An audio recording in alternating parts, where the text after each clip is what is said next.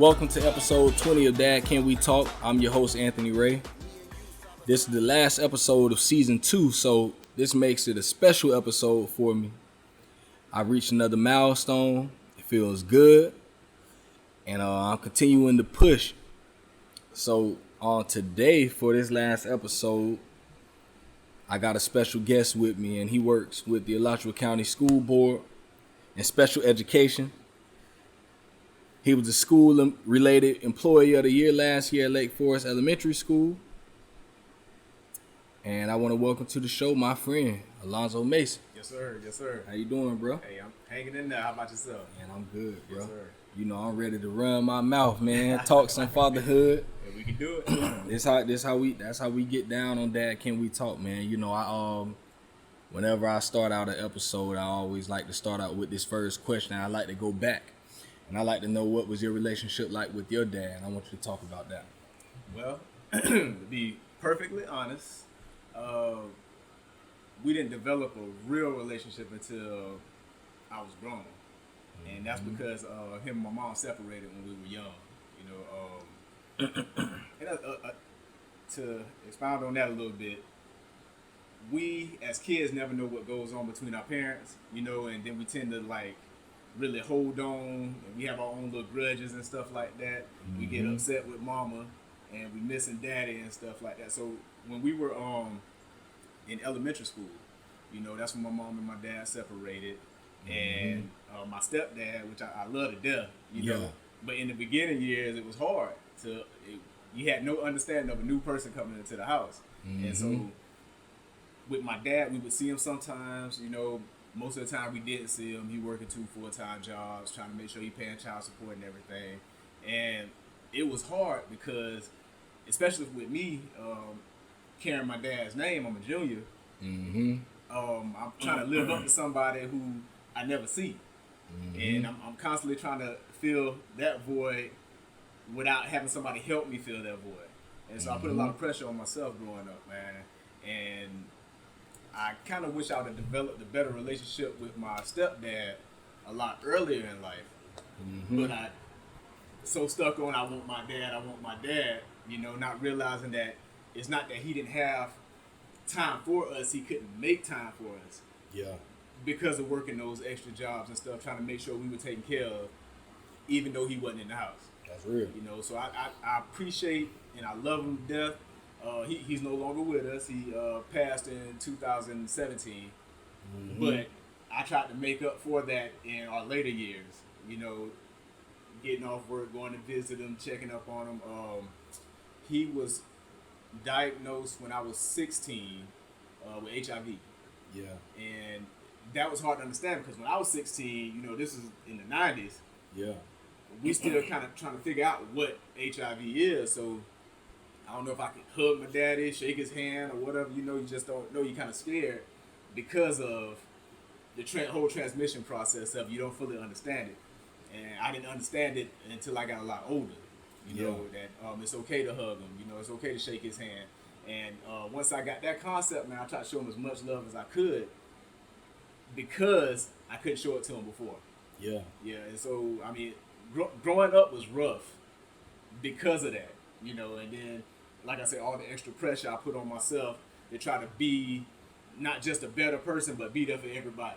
I wanted to make sure everybody was straight and stuff. And, that pressure can hurt you, especially when you're trying to live for other people and not trying to deal with what you got going on. You're putting all your problems to the back burner, trying to make sure everybody's straight. So I was stressed out a lot for years, but then I had to open up and have that understanding. Everybody don't have that understanding early in life. Yeah. Sometimes we got to hit a wall first to realize that, man, I got to start taking care of me. Yeah. That's real. And I didn't hit that wall until after I was married with kids. Yeah. And so it became more of a reality to me that I had to make sure that I was taking care of me also. That's real. But yeah, my dad, man, he was a real good person, real sweet, kind person. If he could do something for you, he would. It's just that, and a lot of guys go through it nowadays, especially when they want to take care of their kids. They're working all the time. Yeah. So they don't get a chance to spend time with them like they would want to. And when it's his weekend to have us or whatever, he got to work. So it's I pray that nothing like that ever happens between me and my wife, you know, the way I got to go or we just not on the same page no more. I love her to death. Yeah. And that's one of the reasons why I always told myself when I got with somebody, I'm going to make sure I try to be with them and my kids because I only want to be married once. That's real. You know, and I want to be in my kids' life forever because I didn't have that with my father. Mm-hmm. But then my stepdaddy, he stepped up. Yeah. You know, and I appreciate him for that, man. I really do. I'm looking at the camera, Ken. I appreciate you. I love you, man. Because he stepped up and helped take care of 5 kids. That's real. None of them his, you know what I'm saying? A lot of people not going to do that. That's real. He done been in my life since I was in elementary school. I'm 40 years old. You know, so, and he still come around. And we chop it up every once in a while, man. So I do appreciate him. So I got experience with an actual father and experience with a stepfather.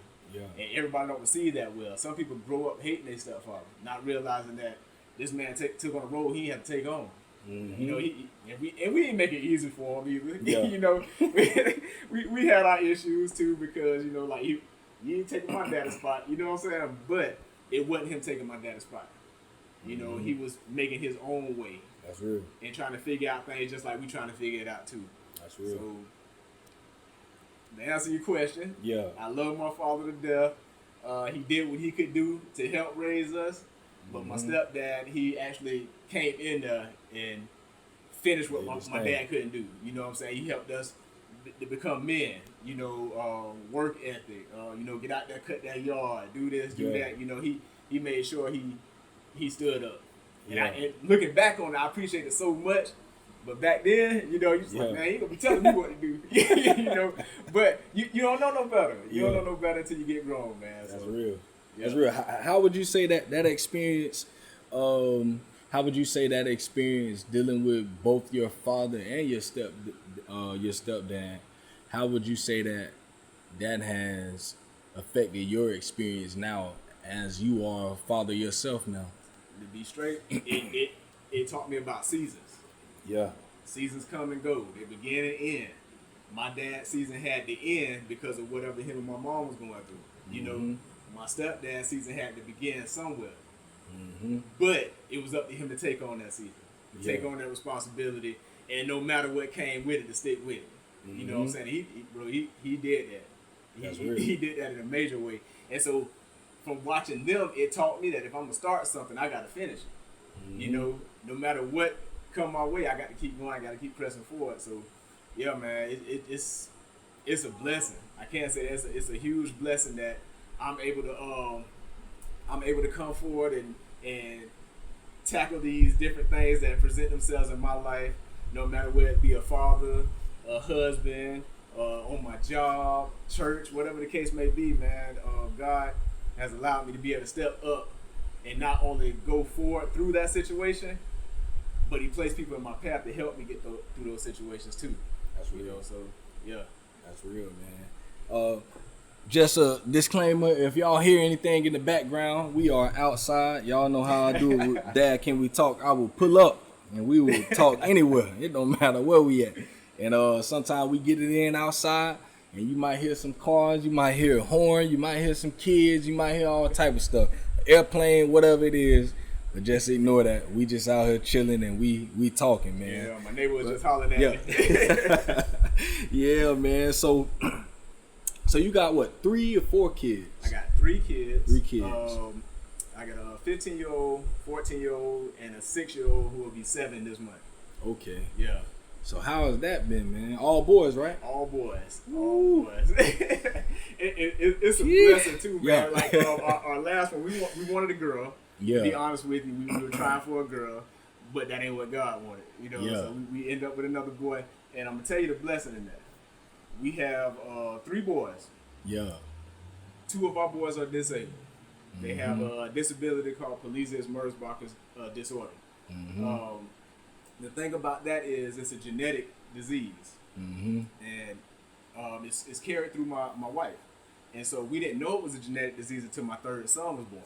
Yeah. So it starts out, we have my first son back in 2005, and he's had a rough birth, you know. And so when it got to the point of diagnosing him, we noticed he wasn't walking, he wasn't crawling right. those milestone ages. Mm-hmm. He wasn't hitting those milestones. And so we would constantly take him to the hospital. Hey, he's not crawling, he's not rolling over, he's not doing this. What's going on? And the doctors would be like, he's motor delayed. You know, and I'm just like, all right. And next thing you know, he 1.5, 2 years old, still not walking. You know, he's crawling a little bit, but not like a normal kid would crawl, a so-called normal kid. Yeah. And then when he's 3, we finally get him diagnosed, and they say he's diagnosed with cerebral palsy. And we're like, okay, cool. So that's a whole process we had to go through with him of just a lot of different errors we had to go through to get understanding of what we need to do next. Mm-hmm. So he's diagnosed with CP. 15 months later, we have my second son, and who has a normal birth. He's not disabled. He's going through life wonderful. Everything's working out. So we're kind of sticking with that first diagnosis, CP. Mm-hmm. It makes sense. When my third son is born, his milestones were just like my first son. Wow. And he was born through C-section. You know, she pushed and he kind of turned, but they got him out safely and everything. But when those milestones started hitting, he wasn't rolling over. He wasn't crawling. He wasn't doing this, that, and the other. And so we finally got him diagnosed, and they did a genetics test and found out that he has Pelizaeus-Merzbacher's disorder. And they re-diagnosed my oldest son with the same thing. Wow. So the blessing in it is, like, once they broke the whole genetics down and everything, we found out that the gene is carried on my wife's side of the family, and it's only passed down through the female. So any boy we have, there's a 50-50 chance that he'll be disabled. Yeah. But any girl we have, there's a 50-50 chance that she'll be a carrier and pass that down to her kids. So the blessing in that is we didn't have any girls. Yeah. And so you got to look at the upside to everything, man. I love my boys to death. If I had a girl, I love her to death. Yeah. But we really got to test it just to make sure, you know, and gave her that opportunity when she got old enough to understand what kind of sex and having kids and all that stuff is. We can let her know that we have to get you tested so you can be know if you have this gene or not.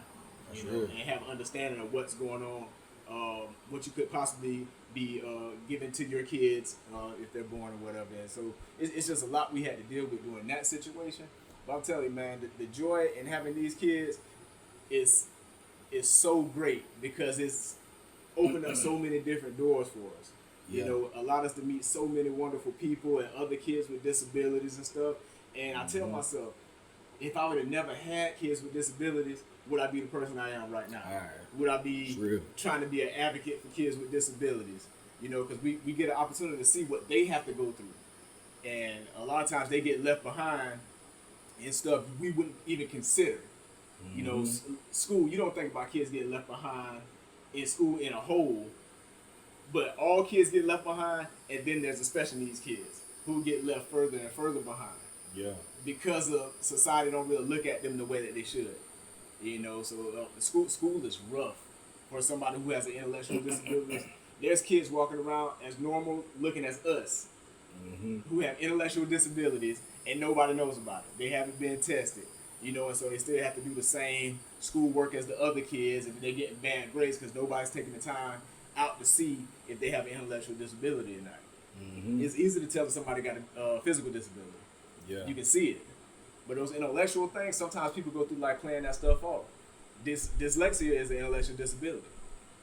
I have so many friends who are slightly dyslexic and don't even know it. Yeah. Just from growing up in this, in all of this, I can see it. But it ain't my job to be like, hey, man, you might want to go get that checked out. We 40 now. You know what I'm saying? Anybody watching, you want to know if you're dyslexic. You know, just look at some of the stuff you put on Facebook. How you type it up and you have the sentences backwards and everything, man. Go get yourself checked out and take care of you. Don't be embarrassed about having a disability, man. Take care of yourself so that you can take care of your kids and everybody around you. That's real. That's real, man. And see, like you say, I don't have any children with disabilities, so that ain't even something that I ever look into. You know, I kind of started looking into some things some years ago when I heard this one song, the song I Sent You and Your Wife from Show Baraka. Yeah. And it made me start looking into certain things. I'm like, dang, you know, I never really looked into that, you know, it ain't never really occurred to me. Yeah. You know, I mean, because it's never just something that's in my face. Yeah. And until I heard a man make a song about his son, Yeah. and then I'm like, dang, so it's really people out here that really do. Mm-hmm. As parents, they have a different experience with parenthood than I do. Yeah. You know, and just listening to his heart in that song, man, that's like one of the most powerful, most deep songs I love, bro. That's Yeah. like literally Yeah. one of my favorite songs because it's so real. Yeah. You know, Yeah. just hearing his thoughts and his emotions, like, you know, how he's back and forth, you know, like, man, you know, growing up, all I wanted was a perfect life, you know, the perfect wife, or, you know, I wanted, you know, I'm looking at my neighbors next door and I'm envying them now because I got this situation going on over here in my house. But then again, you know, in the song, he's like, bro, this is a blessing, you know, and I've learned so much, you know, God has taught me so many things through having this child with this disability. And it always takes me back to that scripture where I can't think of where it's at, but it's along the lines where the people asked Jesus about the man, either it was something wrong with the man, and they asked him something, and he was like, in so many ways, he was like, ain't nothing wrong with him. That was for the glory of God. Yeah. Yeah. His condition is for God to get the glory. Yeah. And it's like we always try to make everything a problem. Yeah. When sometimes it's literally just not a problem. It's just, man, God did that for his own glory. You know, I had somebody tell me, we went to this convention, and there was all these different prophets and preachers, pastors, bishops, and apostles at this place. And they were up on stage, and the word was good, this, that, and the other. And it was like, if anybody need prayer, you know, come up. They were getting ready to end it. There was no altar call and everything. And so it was in the auditorium at our high school in Ocala. And we go down. Yeah, we want prayer. My son, at the time, he was like maybe 3 or 4 years old. And yeah, of course we want prayer. You know, go ahead and pray for my son. Because we didn't know his condition. Yeah. We didn't know his condition was going to be a lifelong thing.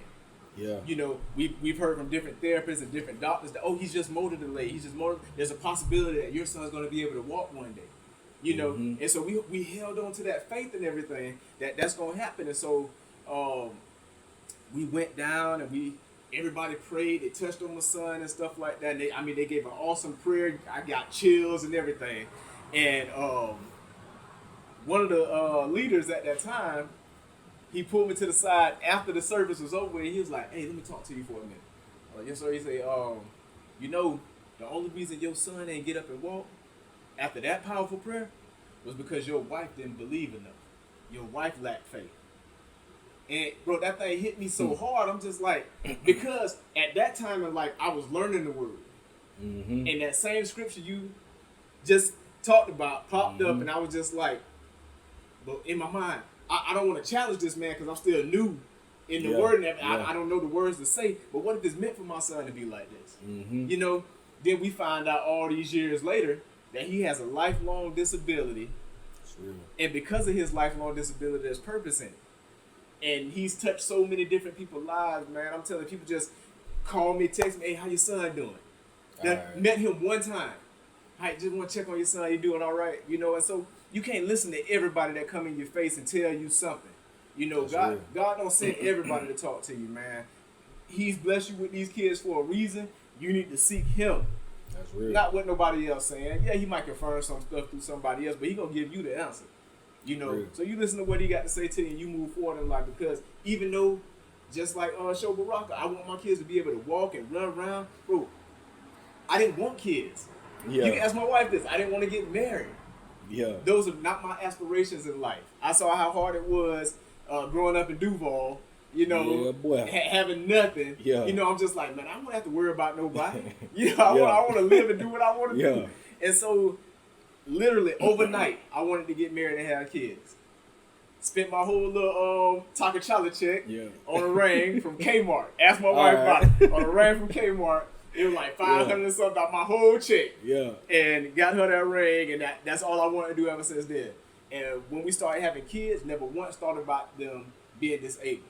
Yeah. I played basketball. Man, I played a lot of basketball. I would ride a bike all over games with to play ball, and I always thought about, like, once I decided I wanted to have kids, I'm like, oh, shoot, now I'm gonna teach my kids this. Yeah. I'm gonna do this. I'm gonna do that. And then to find out that my first son might not be able to walk, it crushed me. You know what I'm saying? I'm just like, well, this ain't fair. What did he do to anybody? You know what I'm saying? He didn't do anything to nobody. Why he can't walk? And so our goal was to, like, try to get him in the best physical therapy places that we could, to get him the ability to be able to walk. You know, but that wasn't meant for him. And I'm not sad about it, because he has so many, like, qualities and attributes to him. My son's the funniest person in the world, man. I'm telling you, he says some of the funniest stuff. Everybody that meets him loves him. Yeah. But he will break you down too. I posted on Facebook, had to be well over a year ago. Out of the blue, he was basically talking about stuff that he wished he could do. Yeah. You know, we say stuff like, man, I wish I had money. I wish I could go this place. I wish I could do that. Just all traveling, just all kind of stuff. This boy wished that he could just go to the bathroom by himself. Right. Simple stuff. I wish I could just walk outside. You know, stuff that we take advantage of on a daily basis. So not only am I blessed to have him, he's a blessing to me because he gives me a different outlook on life. You know, I'm forced to look at life differently because of the challenges that he faced. I got to make sure that he's able to do this and do that, so I got to think like him. You know, and so we talk and everything, and my wife talks, and this life is hard, but it's rewarding at the same time. I never quit on my kids. You know, I'm going to always be there for them. I want to always make sure that they were taken care of. Something he said the other day, I was picking him up. I said, boy, you getting heavy, man. And he said, yeah, but you going to be able to pick me up until you 90. So I'm like, Lord, I guess I'm living till I'm 90. You know? So, but I thank him for that, because his sense of humor, he could be depressed because he can't do something. But instead of being depressed, he just try every day. That's real. Harder and harder, you know? That's and real. I'm just, me and my wife, we right behind him, making sure that he can do whatever he can do. You know? That's real. That's real, man. You know, and that's the type of stuff that it keeps me humble. You know, learning about the children with the disabilities, but it keeps me humble just as a parent, because I know that those children have parents. Yeah. And, you know, at times, like you say, you know, I'll be complaining about this, complaining, oh, my child ain't doing it. And I'm like, man, there's people that got so many more, like, so I'll complain about my son not cleaning his room up. But it's like, it's some people who son can't even, like they ain't even worried. Like, that's the last thing on their mind. Like, oh, clean your room up. Like, man, some people wish they could just see their kid just run around the house. You know, I be, straight up, you know, man. like, for real, you know, I be mad with my kids. Boy, like, man, quit running in this house. Oh, they get aggravated too now. Believe it. I love them to death, but they get aggravated too. Yeah. And my little one, he got a mouth on him. Yeah. You know, he's 6 years old. He think he can say whatever you want to say. You know, I have to get on him too, and that's the key thing too. Just because they're disabled, I can't treat them no different than I treat my other son. I got to fuss at them and stuff too, and make sure that they doing what they supposed to do, the stuff that they can do. Yeah. My oldest one, he'll try to clean up. Yeah. You know, he can crawl around and stuff. He pick up stuff and everything. Yeah. And my little one, you tell him, hey, pick them toys up. Huh? You know, he catch a little attitude like, I'm too good for that. You gonna do it, you know? And so I have to get on him and be like, look, you have to do what you're able to do. You know? Straight up. We have to allow them to be able to do that stuff that they're able to do, because if we don't allow that, then they won't be able to do it. Yeah. You know, if that make any sense. That's real. They'll get older. You're a handicap. Yep. That's real. Yeah. And that's it. That's it. Yeah. You take away that ability for them to be able to do for themselves. That's real. Man, that's so real, bro. You know, and like you say, you know, it's there's so many things that, you know, those of us that don't have children that are disabled, so many things we just never know. You know, we don't understand. And, you know, like I say, I appreciate, you know, when I see people like you and your wife, you know, continuing to push forward. Y'all, you know, y'all out here advocating for it, you know. Because we need people like that. We need people who going to be on those front lines and aren't afraid to, you know, to say, you know, man, I'm gonna put this information out there, you know, or I'm gonna fight for, you know, for them to have certain things, because literally, bro, people will forget, you know, don't even think about it, you know, and I think that's amazing that y'all are continuing to do what y'all do, because it's something, I believe it's just something that's really needed, bro. And I want, like, how does your son who doesn't have the disability, how does he handle that whole the whole dynamic of it, you know? And he's your middle son, right? Yeah. He's your middle son. A lot of people think he's the oldest because he can walk and he's taller than everybody, you know, but he's my second son. So with that, and I was a middle son, so I know how it was. Me too. You know, middle son with my mom's middle son. You know, she had 3 boys. Yeah. So and there was something, I believe that it was hard for me growing up being that middle son. And I'm also my dad got like 8 or 9 kids, but I'm still, even with that, I'm like 4th. Yeah. And I think like I'm the 4th oldest out of my dad. So I'm still, at the end of the day, I'm like in the middle. Yeah. And I always at times, you know, I would feel left out or feel like unimportant. Like, you know, my little brother was the baby. Yeah. You know, so he had this, I always felt like he got this special attention because he was the baby. And then, you know, my oldest brother, he's my mom's oldest child and my dad's oldest child. And he's like super pop, you know, Ron, that's Kid Ray. You know, everybody loved him. Yeah. You know, so it was like I always felt left out. And so, you know, I'm wondering, you know, if your middle son deals with that, and also the fact that he's the only one that's, you know, I would say capable of, you know, doing certain things. Does he ever deal with, how does he deal with the dynamic of having 2 brothers? He actually handles it pretty well. And so it all comes from my wife. She had 2 brothers who was disabled also. Yeah. She was the oldest. So she got a brother up under her, Terrence, and then another brother, George, who had Down syndrome. Yeah. Now, Terrence has the same disability as my boys. He's been misdiagnosed also. Yeah. You know, and so if we would have knew that in the beginning, we would have understood the whole genetic part of it. But nobody knew until my 3rd son was born. And so my wife kind of broke things down to him. Me, I was a little bit different. You know, my wife would be like, you need to be doing this and you need to be doing that. And I'm like, man, you're the only one who can walk. You know, you need to be doing this. You need to be doing that. You don't want to play no sports. You don't want to do this, that, the other. But at the same time, I want him to choose his own lane. He's very responsible. Yeah. Very. He helps us out so much. Like, he'll come out the room and he cooks his own breakfast. Like, I ain't talking about, like, making cereal. Yeah. I'm talking about, like, sausage and the eggs and this, that. I mean, he can cook for himself. Yeah. He's very self-sufficient, but at the same time, he helps us. And what I want him to do more, especially as he gets older, is to, I know it's hard times right now because of the whole pandemic and everything, but I want him to try to do more with his friends and stuff. Yeah. You know, because we'll say we go out to, I use this example. We went to SeaWorld with my brother. Mm-hmm. And instead of him going with one of his cousins, they just go and handle their business or whatever, he stayed up under us. Yeah. You know, trying to help us with his brothers and stuff like that. I'm just like, man, just go. But he wouldn't go. And he does that quite a bit. We went to Flip Factory one time. Instead of him just going off and just having fun or whatever, he right there with his brothers and everything.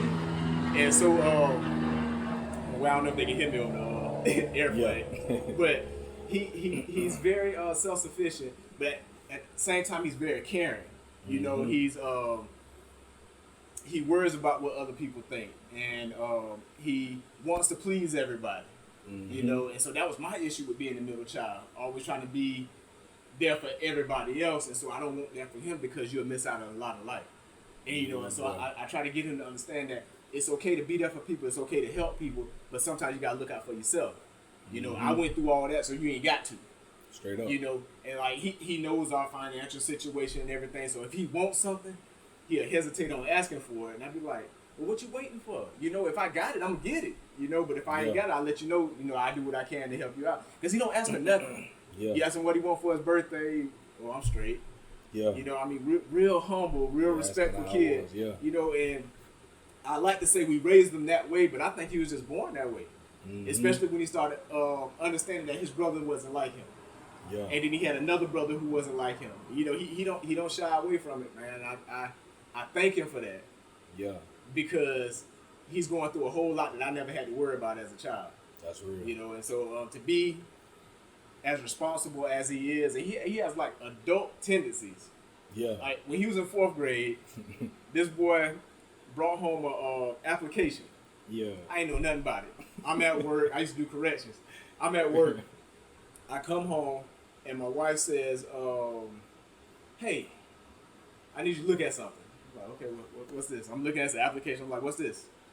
And she said, just read through it and everything. And I see it's already filled out and everything. And she said, all you got to do is sign it. He filled out an application to be involved in a brain study at UF when he was in 4th grade. And I'm just like, Zach, why you want to do this? And he straight up like, well, they said they're going to pay me. You know, they're going to give me $300. And I was just like, all right, you know, I said, you sure this is something you want to do? He's like, yeah. And so it was a brain study that studied 10-year-olds from the time they're 10 to the 18. Yeah. And so once a year he has to go get this brain study and they pay him. Yeah. When he go, and so he's been doing this. He's 14 now. He's been doing this since he was 10. You know, out there getting it. Yeah. and he's not wasteful with his money. Yeah. You know, he basically funded his way to the DC trip when he was at 5th grade. Yeah. You know, and I'm trying to pay for stuff while we up there on the trip. He got his own car. Nah, Dad, I got it. Yeah. He wasn't being expensive, but none of that. I mean, buying little things like fidget spinners and stuff like that. Came back with over $100. Yeah. You know, I'm just like, all right, Zach. You know, so he's very responsible. I tell you, he's ahead of his time in life. Yeah. I just want him to get that understanding that also needs to transition with school also. Mm-hmm. Even if you don't go to college. and I've had this talk with him. School ain't for everybody. Straight up. But if you want to go, this is what you got to do. Mm-hmm. But if you want to work, this is the route you need to go with that too. And I tell other parents, you know, don't force your kids into a situation that's not meant for them. Right. You know what I'm saying? Because college ain't meant for everybody. That's real. A lot of my homeboys and homegirls, they in debt right now. All right. And they've been out of school I don't know how many years. So, you know, I tell Zach, it is what it is. You do what you want to do in life. I'm not going to hold you captive here just because your brother's got a disability. Mm-hmm. You know, my oldest son, he want to go to UF. Yeah. Yeah. This boy told me he going to drive trucks for Walmart. Yeah. So I said, all right. Yeah. So I'm warning y'all, if Xavion is driving a semi-truck for Walmart with his disability, I'm going to need y'all to get out the way. Because Zay coming through full force. Yeah. Yeah. Hey. But see, that's what's up, you know, because that's something that I look at a lot also. You know, how I think a lot of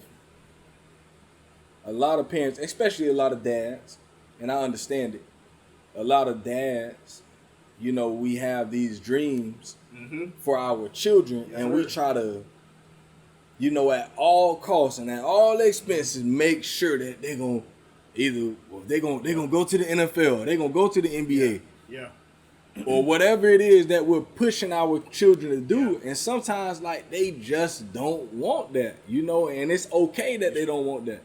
You know, but I think that, you know, I've seen it too many times, bro, where dudes are just pushing. And you can tell the child really don't want to do it, but they do it. But, you know, I got to make my daddy happy. Yeah. You know, and I believe, I think I was watching something on Netflix. It was years ago. It was called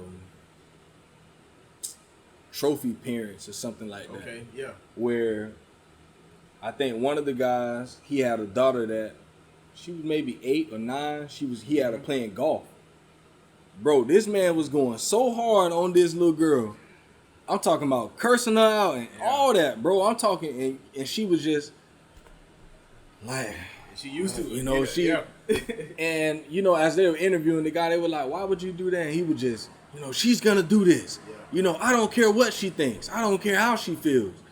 You know, and the little girl was just like, you know, at one point she was just like, I don't want to do this. Yeah. And he was like, I don't care what you want to do. This is what you going to do. She going to associate that sport with the way her dad treated her. And it's already going to mess up their relationship, man. So I encourage Zach, I wanted him to play football. Yeah. I wanted him to play basketball. Yeah. But I wanted him to do it. Yeah. And I wanted him to want to do it. Straight you know, up. and if he didn't want to do it, I ain't forced. Now, I can't lie. In the beginning, I was just like, look, I talk him into it. You know, you ain't got to do it.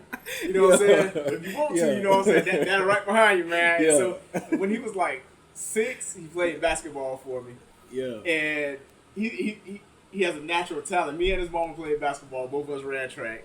Yeah. And so I've always wanted that.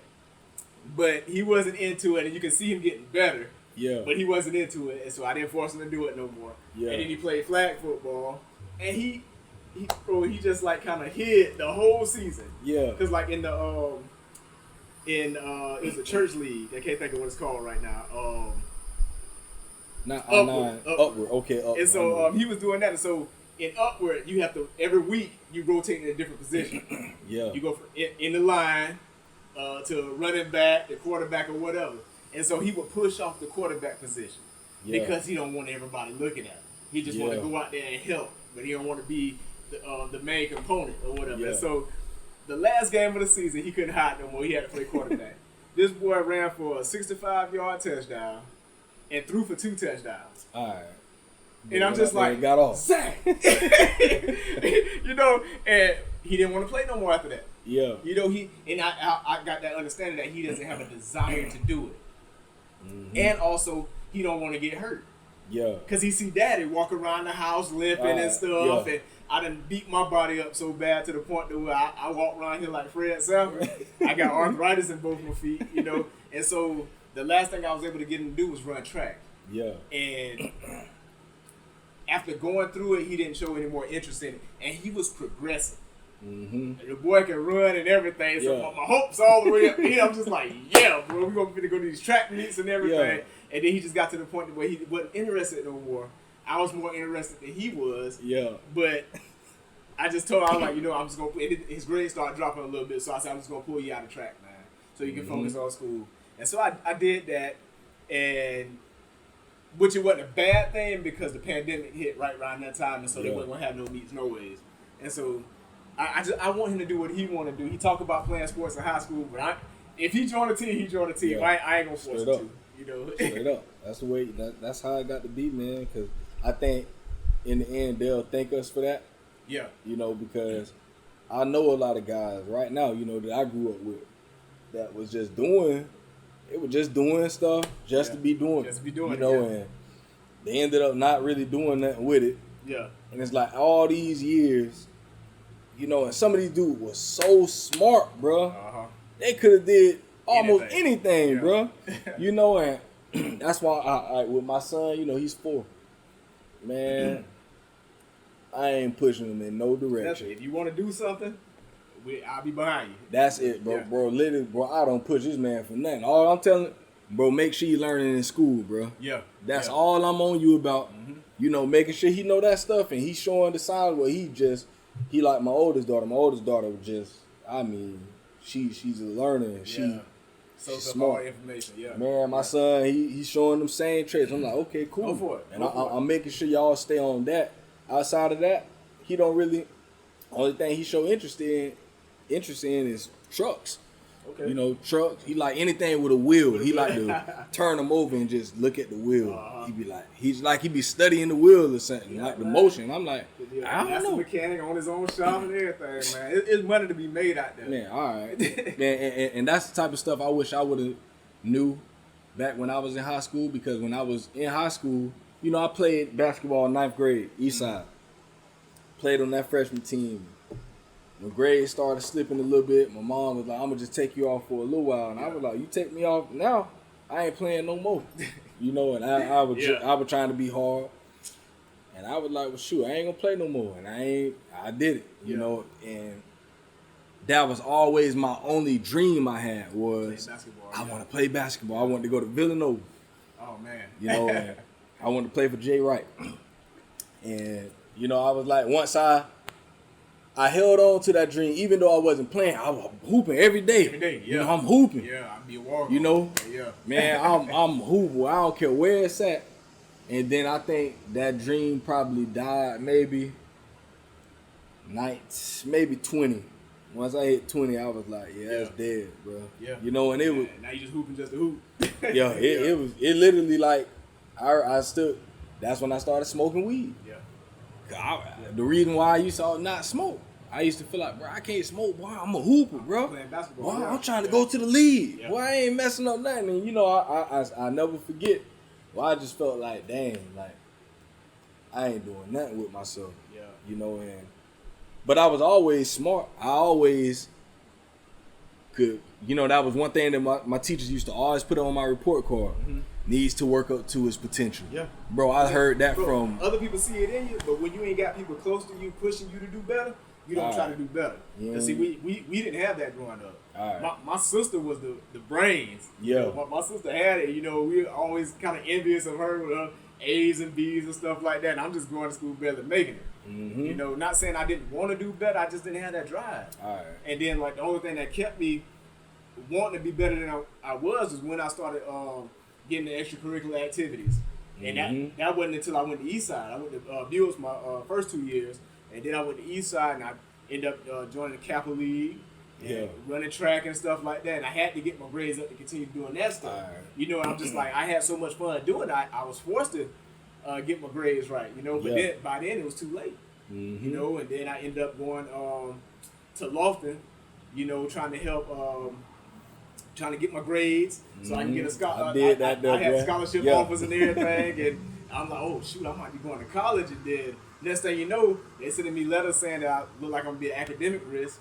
Yeah. You know, for running track at one of their schools, and they didn't want to take a chance on me. So that's when reality hit me, and I didn't graduate on time. I was supposed to graduate in '98. End up, I could have still graduated in '98, but it would have been in December. But by that time, me, my brother, and a host of other guys at Lofton, we helped start their first basketball team. Yeah. Yeah, I was too old to play. Yeah. So I was like equipment manager and stuff like that. I traveled with the team and stuff like that. I wanted to play bad though, but I aged out, and so I ended up staying the whole year because of the basketball team. You know, and I enjoyed it, man. I don't take it for granted. You know, I met a whole lot of great people at Lofton, teachers and students. Those people, they helped us out so much, and they gave me the opportunity to see the potential that I had within myself. You know, you go to regular school, deadline, boom, you got to do this. At Lofton, they give you a curriculum. Yeah. You work at your own pace. Now, I don't know how it is now, but back then, you work at your own pace. When you finish, you finish. Mm-hmm. Or you can test out and get your diploma. You know what I'm saying? It was like that when I went. I had to take 2 classes back in, this was maybe 2006. Yeah, 11th grade going into the 12th grade. So I took it that back end of the year, 2006, going into that summer. I went to Lofton. Yeah. And I took a science class and English class. And it was, you know, you can get your work done and go ahead and be done with it. Mm-hmm. You know, I still kind of playing, but it took me a little while. But I went ahead and just did it, or they did give you the option to test out of it. Mm-hmm. But yeah, so up until 2006, I know it was still the same. Yeah. Then, but we had a blast, man. That was in 98, 99, and God bless the dead. My brother Antonio Mason, you know, he played ball for him, and Isaac Bennett, he passed when he was 19, and that was back in 2009. He got in a car accident. But it was a whole lot of people, man.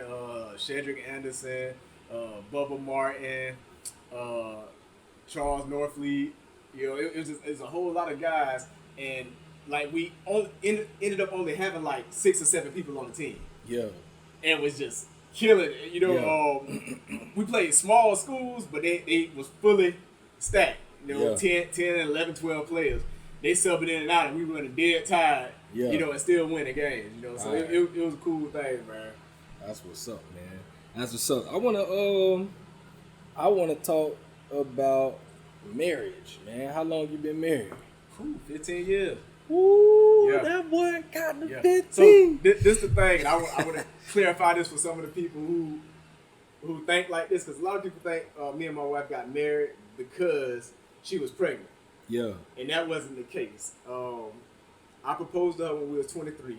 Like I said, I woke up one morning wanting to get married.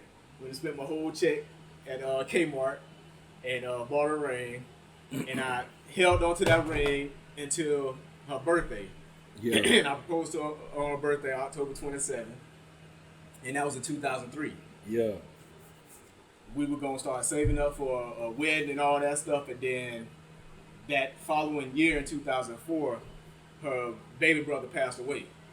Mm-hmm. And then after that, her 5 months later, her mom passed away. Wow. And so we wasn't in the whole saving for a wedding mood anymore. You know, we just wanted to go ahead and get married. And we wanted to be married before Xavier was born. Yeah. You know, so we went to the courthouse and got married in February. But everything worked out, man. We got married February 2005. But we've been together for a long time. Yeah. So the first time I saw her was when I was 14. Mm-hmm. And I didn't know her. I knew her coach. She played basketball for Lonnie Turner. I don't know if y'all know Lonnie. He refereed for a while and everything. Familiar. Yeah. And we was living in Duval. Yeah, you know Lonnie? Yeah, I know Lonnie. Yeah. And so people. when we was living in Duval, man, we would walk up to the school and we would play ball. So Lonnie was up there and I knew him. Like, hey, Mr. Lonnie, you know. And he had up the shooting free throws. Yeah. You know, so that was the first time I ever physically saw her. Didn't know that 2 years later I was going to be moving basically right across the street from her. Dang. You know, and so she ended up actually talking to one of my homeboys. So I actually met her when I was 16, and one of my homeboys introduced me to her. He was dating her at the time, and they ended up separating and stuff like that, and me and her became real good friends. Mm-hmm. Ended up getting together when we were 16, 17, and she ended up moving to Alachua, and so that's when we separated. Yeah. But after high school, I moved to Jacksonville, worked at Publix warehouse for almost a year, and ended up getting back in contact with her and everything. And I mean, we hit it off again, broke up again, hit it off again, broke up again. And then the last time we got together, man, we were just like, I can't see myself without you. Yeah, gotta quit playing. Yeah, you know, and then a lot of people was like, we was too young to be thinking about getting married and stuff. And I'm just like, look, whatever for you is for you. Straight up. You worry about your life and let us worry about ours. Straight Like, up. man, we work so good together, you know. And then God got a plan and everything, you know. Mm-hmm. My grandmother has polio, and so I've always had a soft spot in my heart for people with disabilities. You know, she walk on crutches and stuff. And then my wife grew up taking care of her brothers with disabilities. Mm-hmm. No coincidence, here I am working at Taka Charlie. I put in 15 years out there. Yeah. Worked my way from food service to corrections, all the way to administration. Now I'm out there teaching people how to work with people with disabilities. Yeah. You know, and so that transitioned to my home life. Helping my kids, helping my wife with my kids. Bro, we have our marriage ain't perfect, but we're perfect for each other. Yeah, straight you up. know, in more ways than one, man. Like I love her to death. You know, I can't see myself being with nobody else. I hope she feel the same way, because I know she's going to watch this. I'm going to look at the camera. So I hope you feel the same way. Yeah. But we just work real well together, and I understand what God is doing in our life. Mm-hmm. You know, He's opened so many doors for us as a married couple. Mm-hmm. Because, and my grandma say this all the time. She say, I'm so proud of you for sticking with Sean and them boys. Because a lot of guys, their kids ain't got to be disabled. And they don't stick around. They choose not to try to fight for their relationship, their marriage, or whatever they got going on. They choose not to fight for it. You know, they let the smallest things, you know, separate them. And I know some things aren't small, and some things can seem unforgivable and stuff like that. But did you fight for it? Yeah. You know, did you try to stick it out and make sure that everybody was taken care of? And not only that, when y'all separated, did you try to continue to be in your kids' life? You know, and I know there are some women who don't want the men in the kids' life. It's a lot. It's a whole lot. And so it's unique to everybody's situation. Yeah. For my situation, I can't see myself being nowhere else. Straight up. You know, I refuse to not be here helping my wife with the kids. You know, I could be doing so much in life. I could be doing this, doing that. I remember once upon a time I called myself trying to rap, you know, and me and my homeboy Carnell, we made a couple of like mixed CDs and stuff like that. And you know, the more you do something, the better you get at it. Yeah. Start feeling yourself a little bit. And we were getting to that point. And she heard one of the songs. She said, that sounds good. Yeah. But if y'all make it big, all y'all shows got to be in Alachua County. Yeah. And I said, well, baby, I ain't making it big. You know what I'm supposed to do. But then that also taught me something. That no matter what I did in life, I got to put them before whatever it is I'm doing. Straight up. You know, no matter how much love I got for this, I got to put them before it. Is me trying to be a rapper going to compromise my relationship and my role as a husband and a father? You know, and I had to really weigh those things, man. Yeah, I'm going to be away from them for some time because we have to go out on the road and we have to do these shows and we have to do this, that, and the other. And I'm just like, is it worth it? Yeah. And, you know, the money aspect, if we did make it big, that would have been great. Yeah. But the chance of everybody making it big is slim. No matter how good you are, real. Everybody ain't going to back you in what you're doing. You know, real.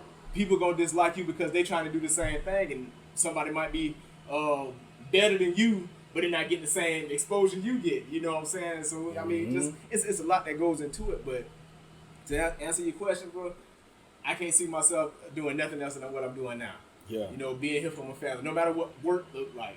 You That's know, real. no matter what it looked like in this world, I can't see myself doing nothing other than being a husband and a father to everybody who in this house right now. That's real. That's real, man. And that's something important what you said about weighing those options. Yeah. Because you have to do stuff like that. I was telling a friend, you know, who we were just sitting back talking about relationships, and I was telling him, you know, the importance of not just making decisions for you, because some decisions will affect not just you but everyone around you. Yes, sir. So I'm like, you know, before me and my wife got married, like, okay, say me and my wife been married, we've been married for 8 years now. Okay.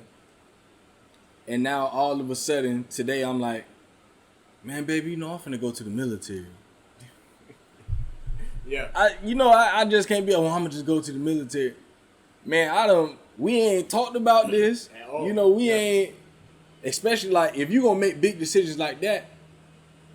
Your Talk other about half that got to stuff. be involved in the situation. Yeah. You know, especially if y'all ain't talked about that before marriage or anything, Yeah. like, you know, how would you feel about certain things? You know, I just can't up and say, yeah, baby, I'm finna go to the military. Yeah.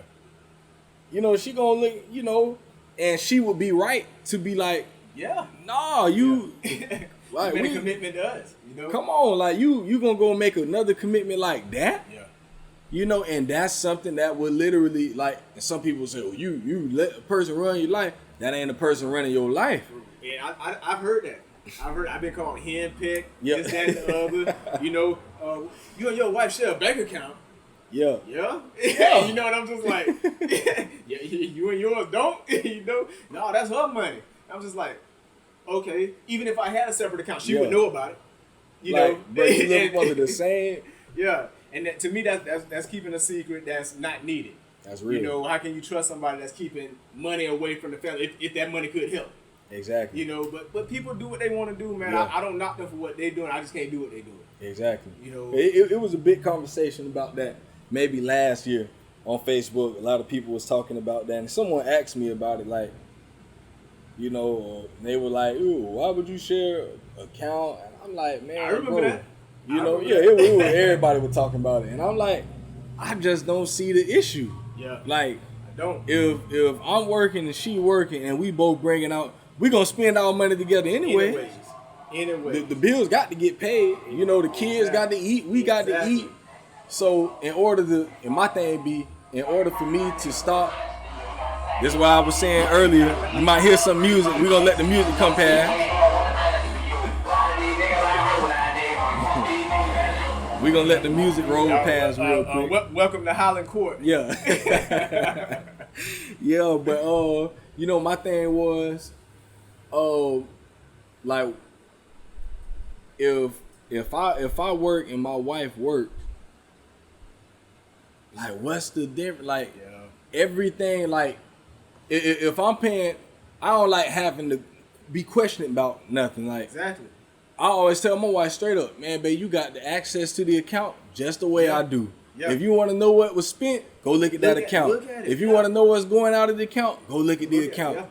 That there's no questions in it. Ain't no hide or nothing. Yeah. That's it right there. Yeah. You know, and to avoid having those, the being questioned about things, to avoid The arguments for nothing. The arguments Yeah. for nothing. Yeah.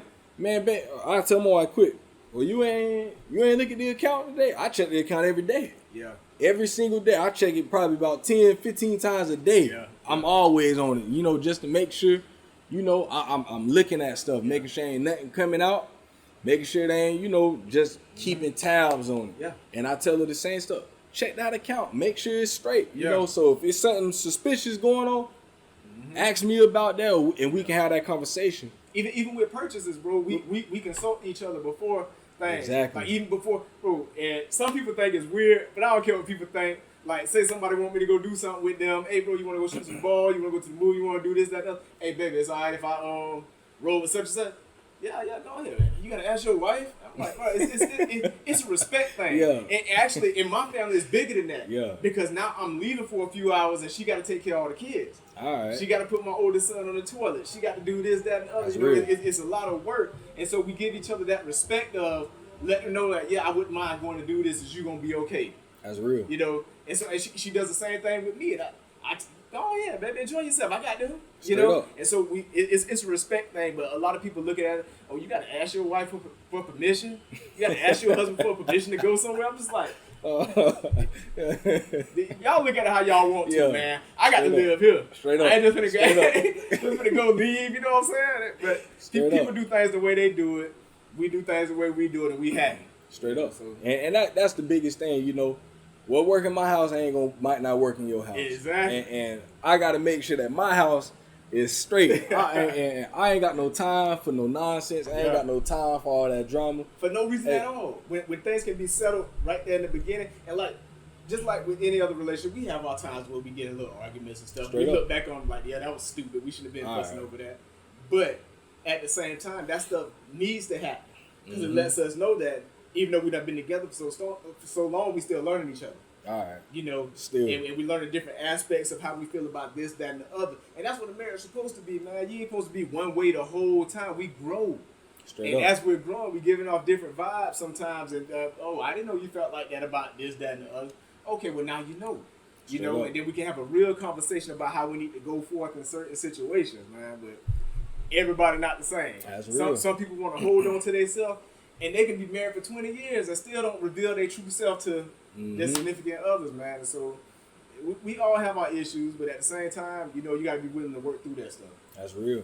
So for y'all out there that's listening, that's thinking about marriage, that's some free game right there. Yes, sir. Some real deal free game. If you want to know, about marriage and you want to you don't want to get married just to get married. Get married and have a plan to make it last. Yeah. Because anybody can go get married. That's easy. Yeah. That's the easy part. Just get married, but you want to make sure that your marriage is going to last. And, the key to making it last is having that communication. Yeah. Communication is everything, Yeah. So you just can't just leave, just up and leave. And it ain't just communication either, man. We can communicate all day. Yeah. But if we ain't understanding each other, sir. that's the big All issue, right. man. So That's real. communication plus understanding. That's real. Equals happiness. That's you real. Know? Yeah, because real. if you can understand something, you can work through it. You know. All right, now that's super real. So y'all heard it right there. That's free game for those that are thinking about marriage or those that are married right now. And you got some things, man. If you can, I guarantee if you're having problems in your marriage, it probably stems from lack of understanding and miscommunication. Yeah. Mostly everything I can think about, all the arguments me and my wife ever had, bro, it always literally came down to those two things. Yeah. Miscommunication and a lack of understanding almost every time, bro. And it be simple stuff too. Man. And I'm talking about being a full-blown argument. Bro, me and my wife the other day about my son's appointment. And it didn't go full-blown in that like that, but it was miscommunicated to me and my son about the time of the appointment. And so I'm big on time. Yeah. Okay, it's at this time we got to be there on time. And so I'm rushing her. That's one of my biggest problems too. With her, I'm looking at the clock. Hey, babe, we gotta get going. And so I can see how that can be aggravating. And so she was like, "Well, we ain't got to be there till 9:30. It's my son's dental appointment." And here I go, Zach, what time we supposed to be there? And he said, 9. I said, "Well, Mama just said 9:30." And he was like, "Mom, you told us 9." And so we get into it over that, something so simple that could have been handled because of communication, you know, and understanding. And so I tell people all the time, like, look, if you can communicate effectively and you can understand effectively, everything should be able to work out. That's real. The biggest problem is we hate asking questions and we hate hearing certain things from different people. You know what I'm saying? If I got an issue, I'm going to ask questions. And I learned this from different jobs that I had. Yeah. If I don't have this answer, this is going to affect my job. So if I go into an interview and they tell me, Mr. Mason, if we ask you to do this, matter of fact, I'll break it down to when I interviewed to be an education and training specialist at Taka Chaka. One of the questions were, if you had to be a lead in this class, teaching somebody CPR or whatever, and you came across something in the PowerPoint that you didn't know, or somebody asked you a question you didn't know the answer to, what would you do? I said, I let that person know that, you know what? I don't know. But I will have the answer for you before class over with. All right. You know, and to me, that speaks a lot because I'm willing to be humble enough to let somebody know that I don't know something. All right. You know, people think just because you hold a certain position or title or whatever that you're supposed to know everything dealing with that. But life is an ongoing learning process, man. We're not gonna learn everything overnight. Straight you know, up. so we got to fail at things in order to learn from those things to move forward in life. And so I gave them that answer, and there was plenty of times where I ran into that, to where I had to be like, you know what? We're gonna take a 15-minute break. I'm gonna get with my supervisor or my co-workers, and I'm gonna chop it up with them. And when I get the answer, I'll bring it to y'all after the break over with. You know, so we gotta have that understanding that we don't know everything, and that if we need help, ain't nothing wrong with asking for help. Yeah, legit. Yeah, that's one of the little dudes I be mentoring. Okay. So yeah, I want to go to this, man. You told me about a book that you're thinking about writing, a couple of books. Can you talk to me about that? Yeah, man. So you get an understanding that everybody doesn't know what it is to go through what you're going through sometimes. And what people don't understand is people with special needs are left out of the limelight a lot. Unless they happen to be like a famous person with special needs or something like that. There's a lot of people that advocate for people with special needs, but not a lot of people right here in Alachua County. And so that's something I want to start really stepping up to do. You know, I really want to be an advocate, but when you are an advocate, you put your family out there on Front Street for everybody to see. And I didn't know if I was prepared to do that or not. And so I started writing a book basically on how to function in society with kids with special needs, and it's going to incorporate a lot of different things about how different transactions and stuff, like say for one instance, my wife and I, we have to report how much money that we make every month to the Social Security office, and that basically lets us know how much our kids are going to get on their SSI checks. You know, we're only allowed to make a certain amount of money every month, and if we exceed that limit, it takes away from our kids. Yeah. And if we continue to exceed that limit, it fully takes away their SSI checks. Dang. And if we continue to exceed that limit, it takes away their Medicaid. And then we won't be able to afford the medical benefits and stuff like that.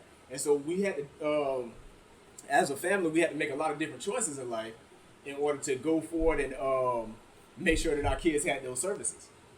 And so the book I'm working on currently is called, the title of it is, I can't even think of the title right now. My mind just going everywhere. I'm trying to just grab everything and put it together. But I just want to make sure I highlight everything that deals with the stuff that people with disabilities go through on a day-to-day basis. And so the name of the book is going to be A Law-Abiding Struggle. Because in order to live this life, you got to obey the law in a different way. You know what I'm saying? Not only can I be on the corner selling dope, working under the table, and this, that, and other, I have to effectively go to work and make as little amount of money as I can so my kids can get their full benefits. And so that basically keeps us on a certain pay range to where we can just afford to pay our bills and eat and put gas in the bills. You know, and so we live on a day-to-day basis struggling, but at the same time, God provides for us. We have people that just pop up out of nowhere and help us. You know, somebody to donate something to us, somebody to do this, that, the other for, and then we go out our way for people also. Understanding that, you know, when you bless, you got to bless somebody else. You can't hold on to everything that you've been blessed with because that's where your blessings stop at. Yeah. You being greedy, you know. And so I just want to make sure I get it out there that people understand what people with disabilities go through, what families with disabilities go through on a day-to-day basis, and how hard it is for the kids with special needs is to actually navigate going through school. You know, because all those kids aren't treated the same. You know, look, my oldest son, his intellectual disability has him to where, if you're really looking at it, he should be an ESE. Yeah. Which he kind of is, but he's mainstream because he has a high IQ. And to me, that's kind of messed up. So imagine that you have a disability to where you're in a wheelchair, you can't write, you can barely type without assistance. You're going to the 9th grade, but you're reading at like a 2nd, 3rd grade level. But because you can answer a question that somebody's asking you, or they show you a picture and they say, what do you think this is? And you get it right so many times, 90 out of 100 times, they consider you having a high IQ because you recognize stuff and you can answer questions. And so because you have a high IQ, you have to do mainstream work. Dang. And to me, that's not fair to my son because he can't effectively do mainstream work without a whole lot of assistance and a whole lot of us and the teachers breaking stuff down piece by piece, giving it to him so he can really understand it. They have it to where he's an auditory learner. He learns a lot by listening. So say, for instance, a book. If I'm reading him the book or the book is being read to him, he gets great understanding of it. But if he's trying to read it to himself, he can't get all the words. And reading one paragraph might take me 30 seconds to a minute, where it would take him a couple hours. Yeah. Because he has to make sure he's getting those words in. And so I just really want to give everybody an understanding of what these kids are going through. Like I said, I'm going to start stepping up and being more of a vocal advocate. I just had to find my voice. Then working with the school board, you got to watch what you say and how you say it, because they look at you in a certain light. You know, they look at you as just, oh, you work for the school board, so you got to do what we need you to do, and that's it. But I'm also a parent with kids who go to the La County School Board, attend the schools or whatever, and I need to be more of an advocate, not only for the kids in my class, but for my kids. You know, because now I'm seeing from the parents' point of view what they go through to working in the school board, seeing what those kids go through in the classroom. There's so many kids that can't function because of what goes on in the classroom. A lot of people don't know that in a special needs class, they mix all the kids together. The kids with actual special needs and the kids with behavior issues because they don't know what else to do with them. So now you got this kid with behavior issues in the class acting out. The teacher can't focus on the actual class because she got to deal with this kid. So that shuts the whole class down. You don't know when that situation is going to be resolved. And so it's just messed up for everybody in the class. So you have a kid like my son who wants to learn, who tries to learn everything he can, but then you have a kid in this class that's tearing up the classroom, running around the classroom, flipping over a desk, throwing stuff, you know, but nobody really does anything with it because as long as they're not in those regular classes, it's all good. And so since my son has been in middle school, he's been in mainstream class, so he hasn't had to really deal with a lot of that stuff. But the work is really hard for him to get and understand and do for himself. So I'm just trying to be an advocate for them and make sure that I get all the information out, no matter if it's by book or just vocally, you know, going speaking at different events and stuff like that. I just want to make sure that everything's not centered around me. I want the main focus to be these kids. That's real. And so that's why I've been taking so long, like slowly getting myself out there. I see different people out there, man. I salute them for advocating for different causes and stuff like that because there's so many causes to advocate for. But the people and kids with disabilities, they get left in the backside of everything. That's real. Man, I never knew that they did the classes like that. Yeah. Where they were mixed like that. I never knew that. If your kid's not in one of those classes, and a lot of it is that the schools don't have the resources also. Especially the east side schools, because I work at Lake Forest, you know, and it's rough over there, man. And then you'll have some of these parents, and I don't want to step on no toes, but sometimes the truth needs to be told. Like, right now in the pandemic, you got these parents who, like, man, my kids need to hurry up and get back in school. They ready for the school to be open, because their kids getting on their nerves, and they openly say it. These kids getting on my nerves, they doing this, that, and the other. But your kids do the same thing at school, and when the teachers call you or the school call you, you immediately jump on defense of your son or daughter. Y'all ain't gonna be talking to them like that. Y'all ain't gonna be doing this, that, and the other. And I'm just like, man, it's just so messed up. You don't give the teachers and the school the opportunity to help your child in the way they need to be helped because you're so defensive. And then the school is subject to lawsuits and this, that, and the other over trying to make sure that the other kids are safe. Because your child around here tearing up the class. But he tearing it up for a reason. What did y'all do to him? And I'm just like, dang, I'm just gonna be real with you. Your son a trip. You know what I'm saying? Because a lot of parents know me outside of school.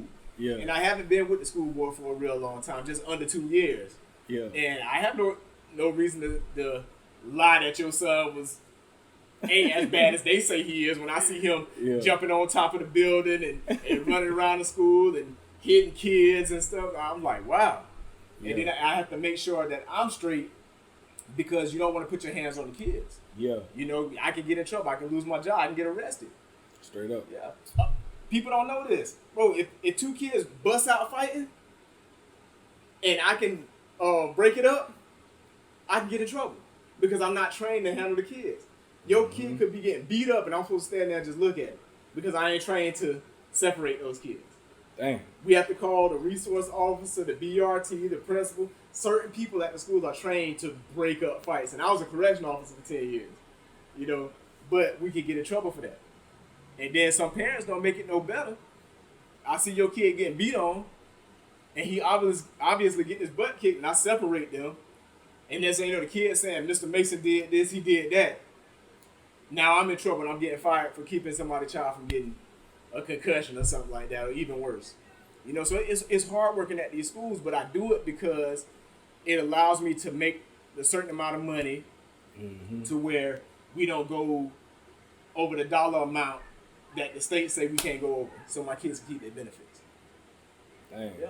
I used to make around almost $34,000 a year. I had to quit that job in order for my kids to keep their benefits, And also allowed me to go into a profession where I could do more with kids with disabilities. I just didn't know how hard it was going to be because I can't talk to the kids a certain way. Not saying I want to yell at them and stuff like that, but I want to give them understanding of life because if they're not getting into elementary school, sometimes by middle school in today's society, it's too late. They're already being exposed to so much. So I just want to be the most positive advocate I can be for these kids and just try to help them get to where they need to be at in life. That's real, man. That's some good stuff. What's your take on the recent violence? There's been a lot of violence around Gainesville recently. We've been seeing a lot of gunshots. I got the Ring app on my phone because I have my little camera or whatever. And so we get updates about, our neighbors and stuff. So last night, I just got an update that there were 3 shots over in the area where we are. Probably looked like it was like right across the bridge over there going toward Majestic Oaks. Yeah. 3 more shots fired. And they say, the cops came out and they had the roads blocked off and all this stuff. And I'm like, bro, it's every week now. Yeah. It used to be sparingly. Yeah, but it's constant. It happens a lot around here. A whole lot. I helped the guy right down the street while he got shot in the leg. There's a white guy that lives further down the street. He rides a bike through the neighborhood. We helped tie a tourniquet on his leg to stop the bleed. But he wouldn't say who shot him. I'm trying to talk to him like, look, you ain't got to say it. I tell the police who shot you. He wouldn't tell us and wouldn't tell the police. Dang. And now he's back walking through the neighborhood, going in the same areas and stuff. And it's just like, a few years ago, guy got shot in the head right there on 12th Street. He got murdered. And I remember that one. Girl got shot in the face right there in Village Green. It was a high-speed chase right through here. Me, my wife, and the kids out in the yard. That's why when people ride through here, man, they barely see my kids outside. Every once in a while, we'll walk through the neighborhood, but it's barely. We usually go somewhere else and walk the track or do something because you just never know what's going to happen around here. And so my take on the violence is I can't care what people think because it's my opinion, and I lived through some stuff. You know, I hate the term black on black crime, mainly because it insinuates that white people don't kill each other. Chinese people don't kill each other. It's basically just black people killing black people, and that's not the case. You know, crime is crime. People do stupid crap all the time, and you know, me and my family, we are a victim of that type of crime. My brother was murdered in 2016 over something that had nothing to do with him. He was in a house with his in-laws, his wife and kids and everything, and some guys busted in the house and started shooting. My niece got shot in the arm. She was 11 months. My brother turned to protect her. He got shot in the back twice and bled out right there holding his door. And died right there in that house. You know, he was, Tony was 35 at the time. And I'm telling you, it affects me to this day. I have constant reminders of him, different songs and everything that I listen to on the radio. I say something and it come out in a way to where he would have said it. And I just, man, every once in a while I break down and cry. And I'm just like, man, why did this have to happen to him? You know, but we have no control over the things that happen. Yeah. But people have control over their actions. And that's why I gotta get people to understand. We are the root cause of a lot of this stuff that goes on in this world because we allow certain things to take place in our society. You know, we allow our nieces and nephews to see us act in a certain light, and so they make it seem right.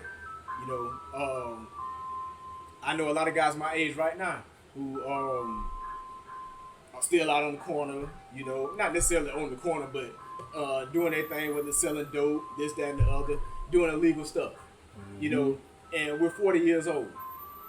Your kids are growing up in that environment, and so naturally, you're not trying to push them away from it. You're not trying to shield them from what you're doing, and so now they're doing the same thing that you're doing. They smoking with you, they drinking with you, you know, and it's sad, man. So we breed what's going on in this society. You know, we allow people to act a certain way around us. We curse in front of our kids and this, that, and that. Now, it's different now. Because, see, my mama did that too, but she also taught us, you don't say what I say. You do what I tell you to do. You don't do what I do. You do what I tell you to do. I don't want to hear y'all cursing and stuff like that. And so, that level of love, I don't want to say it's not in our society no more, but it's barely there.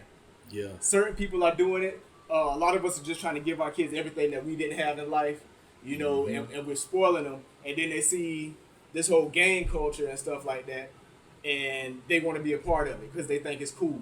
You know, we had a gang around here recently. Yeah. Like they spray painted the stop signs with the green 4K, and they spray painted my neighbor's truck.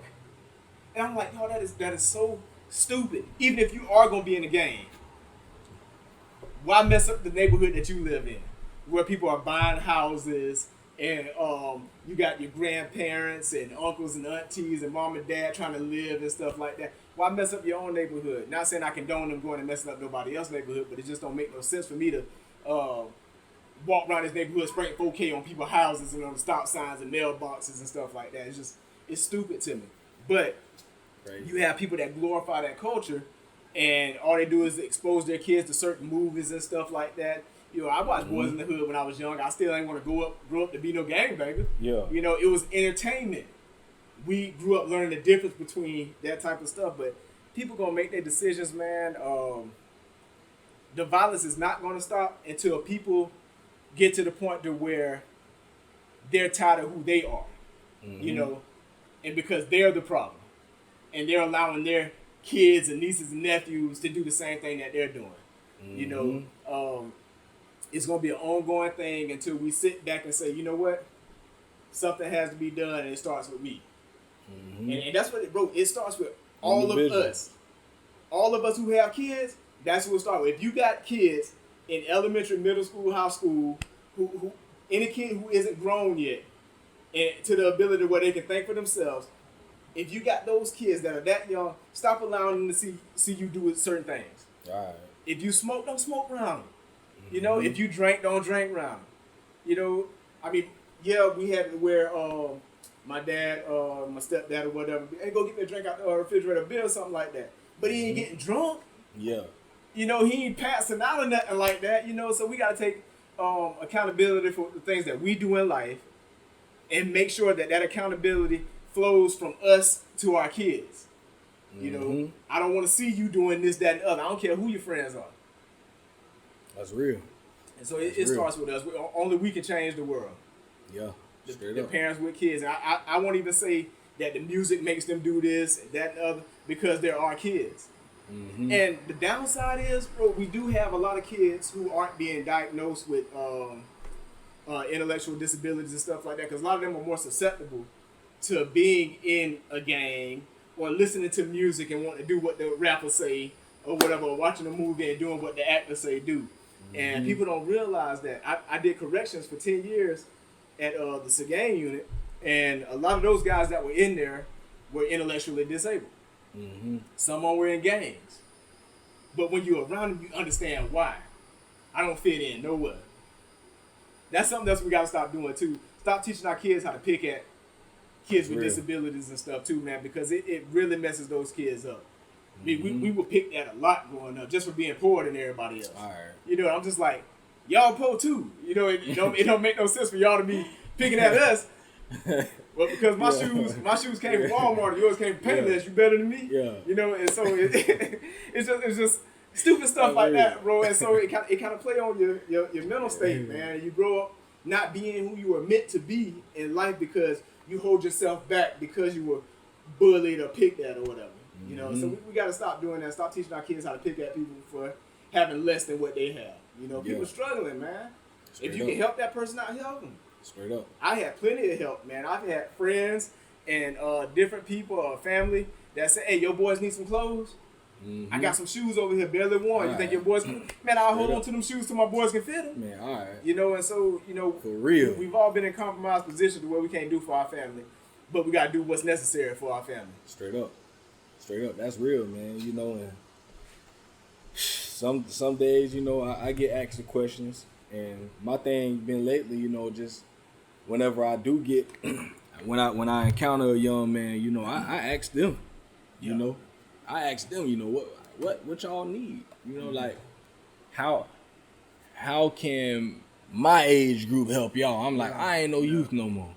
You know, I don't look at myself like that. Y'all are the youth. How can I help y'all? You know, like what do y'all need? Like, and I think that's really a step in the right direction if we can start engaging them. Yeah.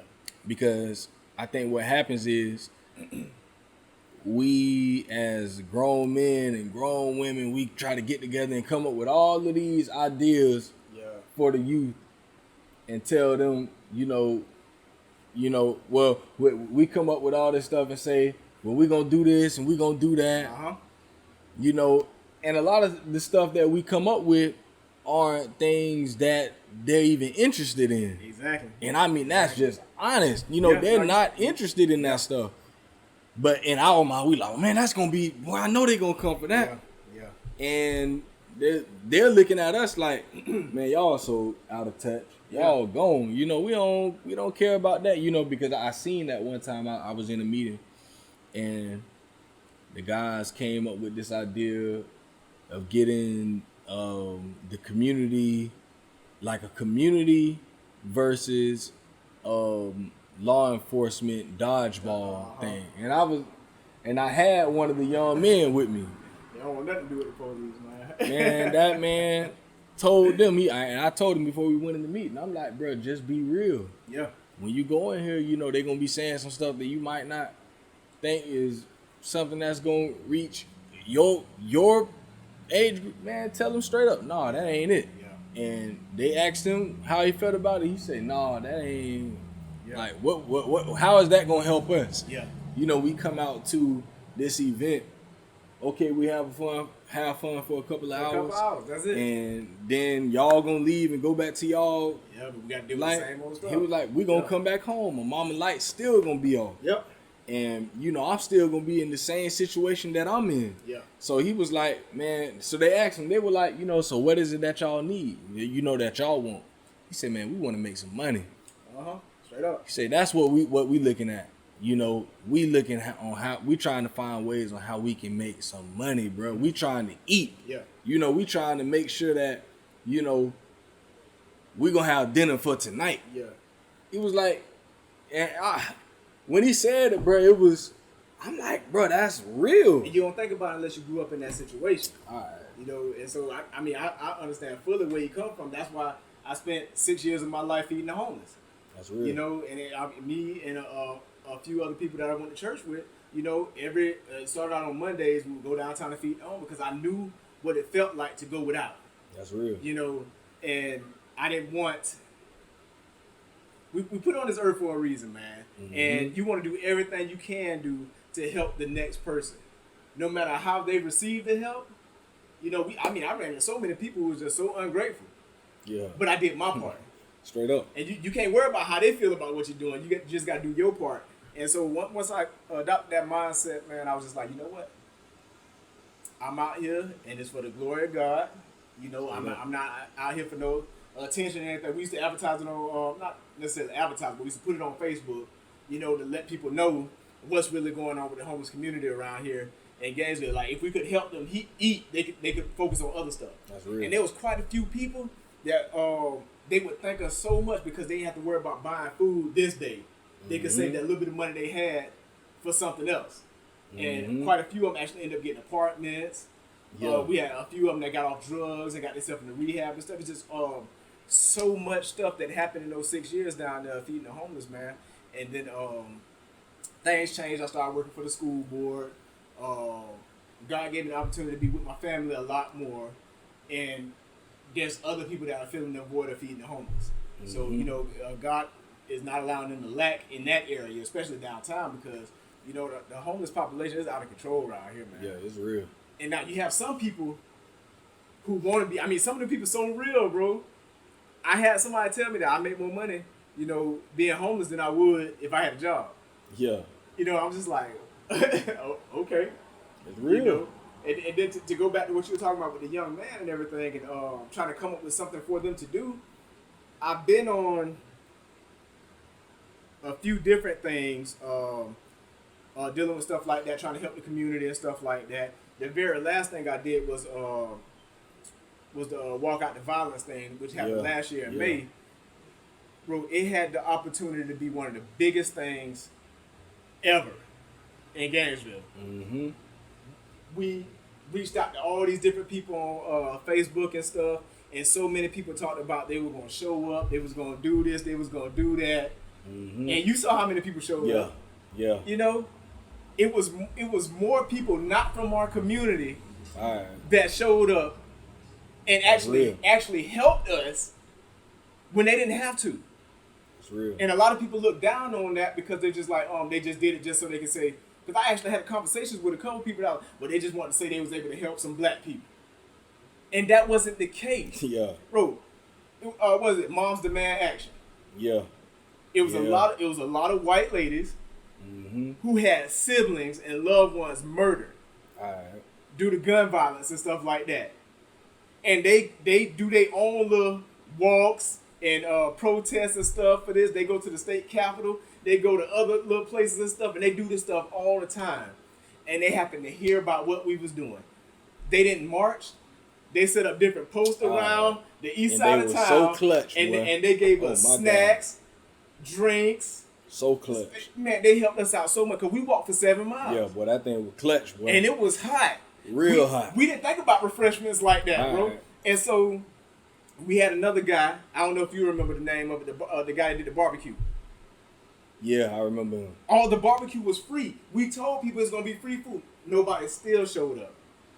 Now, I can understand for the people who don't live in Gainesville, but I know personally quite a few people who said they was going to show up. Yeah. This is something I want to be a part of.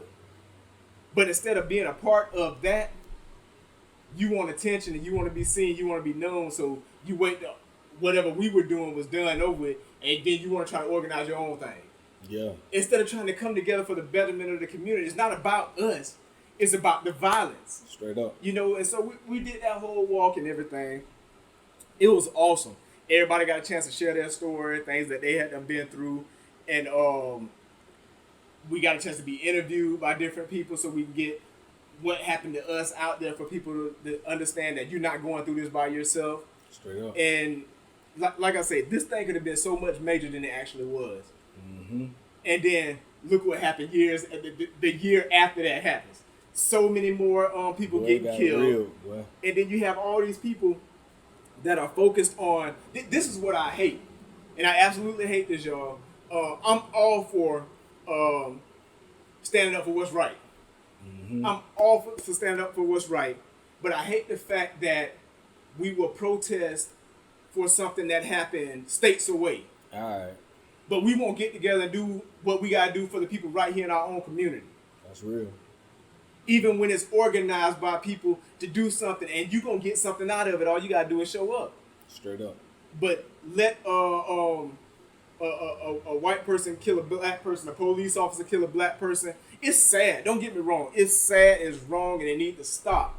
Mm-hmm. But we would go out of our way protesting that type of stuff, which we should, but we should also put that same energy in what's going on right here in our own community. Because we can't fix nothing way over there on the other side of the U.S. All right. Straight up. We have to work right here in our community. And so I want to start being more vocal in that aspect also. But at the same time, I got to understand my family dynamic. I'm not going to be able to just jump and go. Right. Anytime, like, even to set up this interview right here. Yeah. You know, it took a lot of work because I know what goes on in my household and stuff. And so I just want everybody to get an understanding that coming together is important. Coming together for the right thing is more important. Mm-hmm. We have to get that understanding that our community is first. We got to get out there and vote. Mm-hmm. You know, it's so much stuff that we got to do. It starts right here. Straight up. But we got to get that understanding. That's real, bro. That's real. I mean, I ain't got to add nothing else to that. That's real, bro. You know, and anybody listening, if you feel some type of way, if the shoe fit, change the shoe size. You know, it is what it is. You know, because you know if we got it, I ain't got to add nothing else to that. He said what he said, and that's real. You know, and that's just the pure truth. It's just how I feel. See, considering that my brother was murdered by 5 dudes who he didn't know. Yeah. Because of somebody lied and said that my brother's brother-in-law stole a lot of money from some dope boy over in Hawthorne. Yeah. It was all fabricated, all a big lie that got my brother murdered for nobody in the house had anything to do with that guy's money and drugs. But to my belief and what I've heard is the person that actually stole the money from him, the one lied and said, "Oh, I know who did it," and just yelled out this person's name because I don't know what's true or what's not true because I don't roll in those circles or whatever. But they say that person does stuff like that, so we're gonna put it on him. Yeah. And they happened to go into a house full of people, mostly kids. There was like 25 people in the house, and the majority of those 25 people were kids. I think the oldest kid at the house that time was probably 10 years old. I think and then off of Fifth. Off Fifth Avenue, yeah. Okay, I know what you. Yeah, and yeah. 11-month-old gets shot. My brother gets shot twice. Another adult gets shot in the arm. None of that had to take place. None of it. Dang. And now my brother kids got to grow up, you know, without knowing their father. You know, it's just too much going on, man. And then I try to tell people, I can't tell people how to live their life. But if you 40 years old and you got kids, something has to change within inside you. Straight up. We're not supposed to be living for ourselves no more, man. Every breath we take is supposed to be for our kids. I ain't trying to say you can't do this and you can't do that. But you got to think about the consequences. Straight up. Am I doing something that's going to possibly get me taken away from my kids? Get me taken away from my wife? Lose my freedom? But yeah, a lot of people don't think about that stuff until something happens. Mm-hmm. Until something happened to them. Then they, oh man, I should have did that. I wish I would have did something else. But man, it's just, we lost to the fact we don't focus on stuff until it hits home. That's real. You know, and it's sad. This society looks at things in a whole different outlook. Like when my brother got killed, this is one thing I wish all media outlets would stop doing, as far as like news goes. I wish on social media they would turn off their comments. Yeah. I really wish they would do that. Yeah. Because when my brother got killed, in the comment section, somebody said, "Well, that's what happened when you're in a game." and my brother wasn't in the game. He was visiting, you know. But the news reports was that it was gang related, and it wasn't.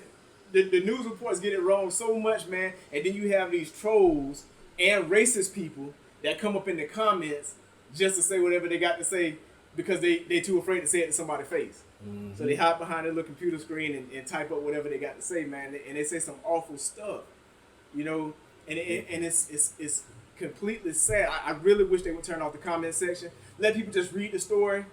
And if they want to post something on their page and say whatever they want to say on their page, let them do that, man. But turn off the comment section. Straight up. That's real. That's real, man. We're going to get into something a little like we're going to have got 3 quick hitters for you. Okay. Out of all the dads from sitcoms, which one is most like you? Which one is your favorite? Bro, that's tough. And I'm going to be honest because this weird. I see myself more as, what is it? My wife and kids, David Wayans. Oh, wait, yeah. Because, bro, I like to have fun. You know what I'm saying? We crack jokes all day in here. We do some of the silly stuff. But my favorite, it's hard to say because there's so many different, that touch on so many different aspects.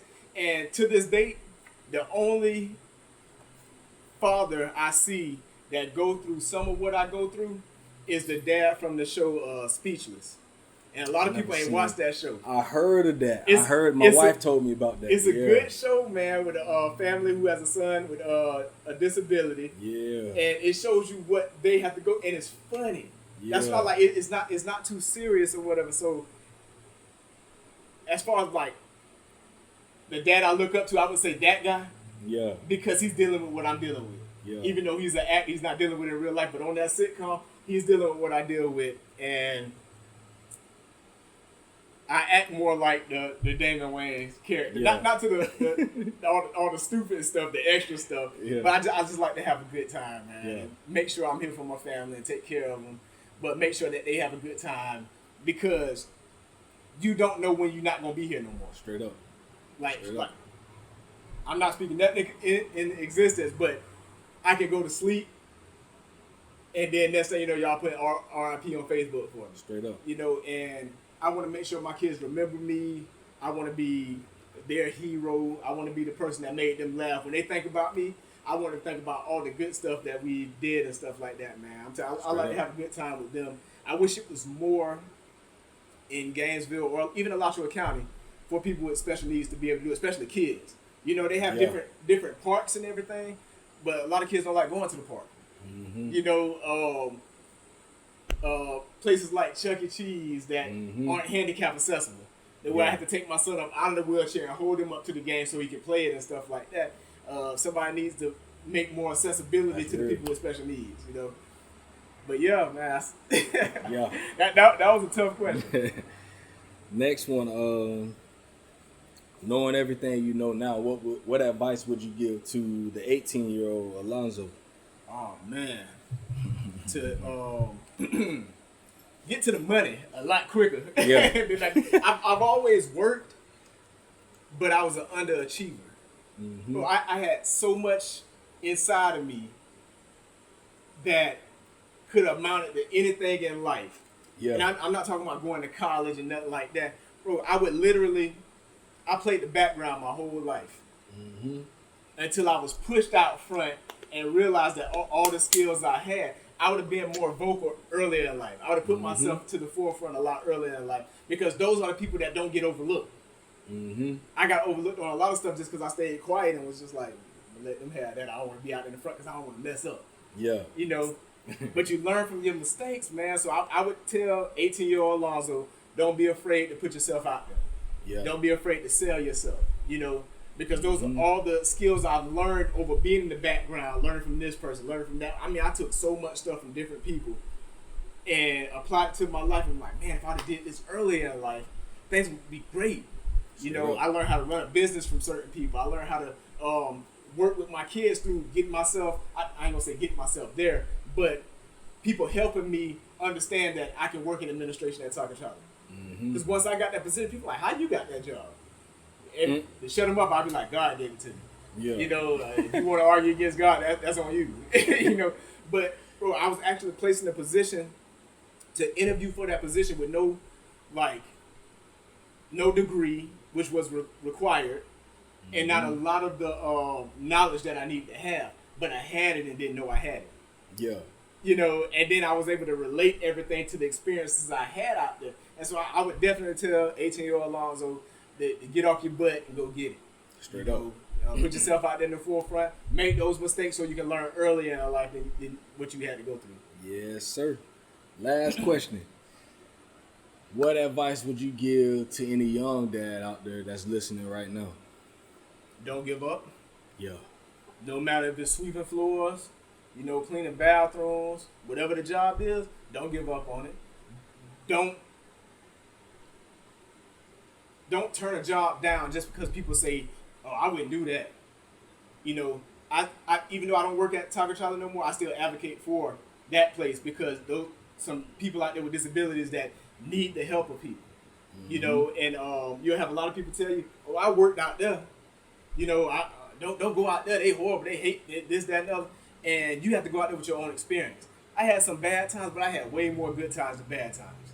You know, personal opinion, the administration is the best out there. To me, they don't have Taco Charlie's best interest at heart.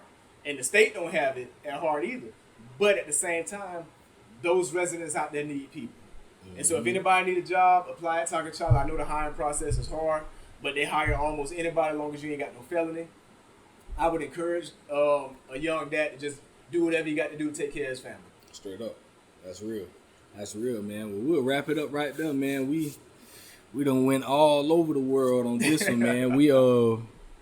And it was all good stuff, man. Yes, I genuinely, every time I sit down with another dad, man, I learn something. And that's what I love the most about this podcast, man. You know, I always say it ain't about me. Yeah. You know, it's about my guest. Yes, you know, and I'm always the person learning something. Yeah. Every time, man, I learn something. I take something from everyone I sit down and talk to because I believe it's important, you know, to, you know, you got to always continue learning. You know, you never can learn enough. You never know everything. That's real. And, you know, if I can learn from someone else's experiences, if I could, you know, get some type of tip or advice, I'm always looking to receive that, you know, because I know I give it out a lot. Yes, sir. Yes, you know, sir. and my friend always told me a long time ago, he said, boy, you can't give nothing to nobody if you pouring out of an empty cup. Yeah, you got to receive. And I remember when I first got saved, that was something he always told me, like, boy, you always pouring out. But when do you get poured into, bro? Sir. He was like, you got to make sure that you ain't pouring, you know, out of an empty cup. Because you can't give nothing to nobody if you ain't. You can't. People look at you like, what are you talking about? You know, straight up. Yeah, he hit it on the head with that one, man. Yeah, you got to be able to receive and discern what somebody's trying to tell you. Straight you know? up. And apply it to your life if it fits to your life. Because all advice ain't for you. Straight up. You know, everything I've said on this whole podcast, it might not be for somebody. All right. You know, but they might be able to take that information and give it to somebody else. So. All right. Straight up, man. And I appreciate you, bro. Yes, I appreciate your time, man, making this time for me. And, you know, like I say, man, I'm gonna continue to push forward with this, and I want you to continue to push forward with everything that you got going on, man. You know, because you know we time is near, bro. Yeah. And we gotta continue to be that example, and you know, make sure our kids. Man, somebody said something in the song the other day, bro. It was so powerful. He said something like, I don't want to be the example for my children. I don't want to be the example for my children. I want to be their proof. I was like, ooh, shoot. That's boy, real. I'm like, oh, yeah, boy. He was like, and it was so real. He was like, you know, just, he was talking about black love, you know, him and his wife showing that to their children. He was like, I don't want to be the example of love. I want to be their proof that there is love. And I was like, dang, dog, like, that's so real. You know, I want to be the proof for my children that black love exists. I want to be the proof to my children that love period exists. Yeah. I want to be the proof that there are good dads out there. I want to be their proof. You know, I want to be my daughter's proof that there are good men. And not just to your kids, to society, man, because we get Society, overlooked on certain things. And like me and you was talking before the podcast even started about how dads get looked over in so many different situations. That's and real. then when we do something regular, it's such a great thing. All right. Like, bro, like straight up, I took my kids to school every day. Yeah. And then they had dads bring your kids to school breakfast. And I would make the joke. I was like, well, shoot, I do this every day. Can I get 2 cinnamon rolls, an extra pancake or something, you know? But, yeah, I mean, they celebrate us for doing something so small, something that we should be doing. Right. And I know some dads work and everything, and they got to take that time to do that. You know, I commend them for taking off to be able to do that. Because a lot of dads won't do it. Yeah. You know, they have no desire to do that. They have no desire to be in their kids' life and stuff. I'm just going to work and get this money, and it is what it is. Yeah. You know, straight up. We got to make time for them, man. I tell people all the time, me and my wife have this issue, and I'm still learning about being affectionate and stuff like that. When you don't grow up in an affectionate household, when you ain't hugging on each other every day and saying I love you, this, that, and the other every day, bro, that stuff sticks with you, and you don't know how to reciprocate that. You don't know how to give that to nobody else. Straight up. And so, you know, I give my wife a little hug and everything, but then I'm done. Yeah. And, you know, but she not done. Yeah. And then that's something I constantly have to work on because I don't think about it. You know, love her to death. Yeah. But the whole affectionate thing, I know how to show it, but not properly. Yeah. I don't know how to maintain it. All right. And that's something I'm working on, man. I pray that if anybody else is going through that, man, work at it diligently because your kids are watching. Straight up. And you got to teach them how to be affectionate also. We can't be hard all the time, you know? Straight up. And we have to maintain that level of affection so the kids can see it. And when they get older, they know how to show love to people.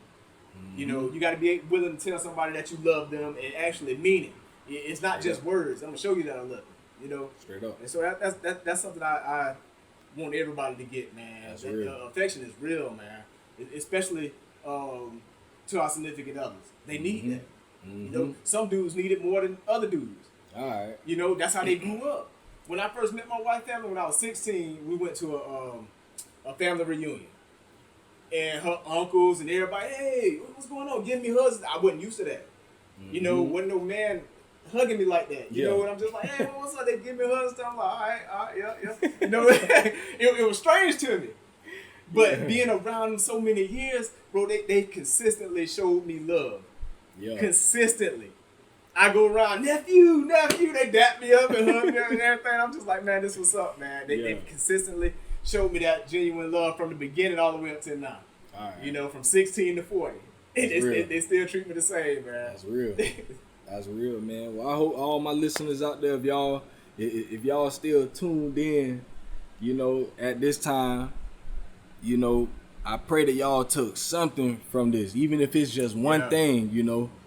I pray that you would not only hear it, but do it. Yeah. You know, for the dads out there, you know, make sure that, you know, I want this podcast to be something that literally helps you in your day to day.